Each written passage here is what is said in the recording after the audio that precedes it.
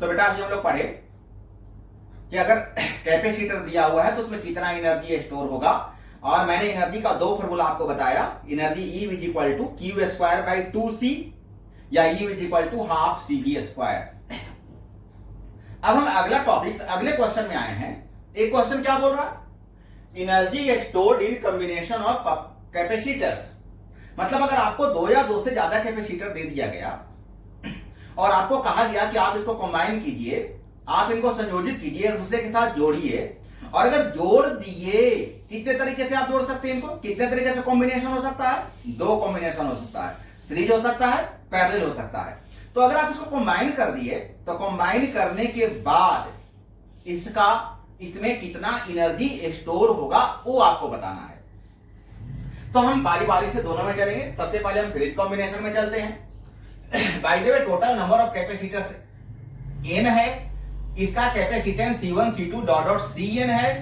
तो series combination में बेटा क्या फॉर्मूला होता है, सीरीज कॉम्बिनेशन में फॉर्मूला होता है 1 by C equal to 1 by C1 plus 1 by C2 plus dot dot dot 1 by Cn। और आपको अभी मैंने फॉर्मूला क्या बताया था, also we have energy stored in a capacitor is given by, कितना बताया था मैंने, तो energy is equal to Q square by 2C। आप इसको अरेंज करके लिख लो, Q square by 2 into 1 by C। अब इस 1 बाई C का वैल्यू इक्वेशन 1 से आप यहां पुट कर दो।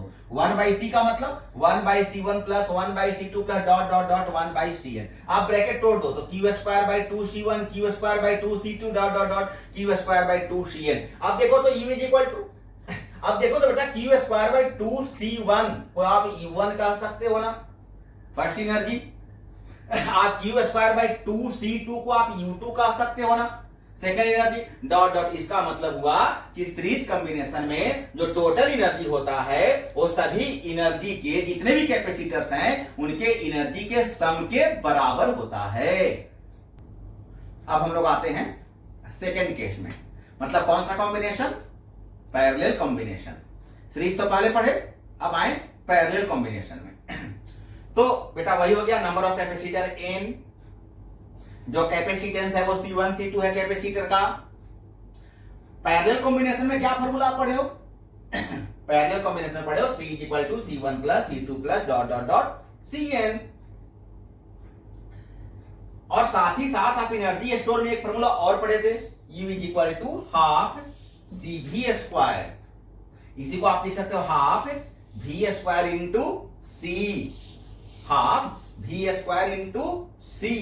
अब इक्वेशन 1 से C का वैल्यू पुट कर दो, हाफ V स्क्वायर तो यहां रह गया और C mean C1 plus C2 plus dot dot dot Cn। Bracket तोड़ दो, half C1 V square half C2 V square dot dot half Cn V square, और हाफ C1 V स्क्वायर को आप U1 कह सकते हो ना।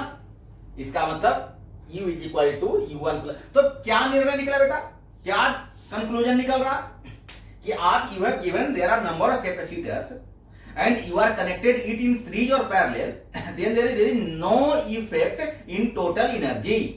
In both condition total energy will be U is equal to U1 plus U2 plus dot dot dot UN। चाहे आप दोनों में से किसी भी कंडीशन में कंबाइन करो, सीरीज करो, पैरेलल करो, जो टोटल एनर्जी आएगा वो टोटल एनर्जी सभी कैपेसिटर्स के एनर्जी के सम के बराबर आएगा।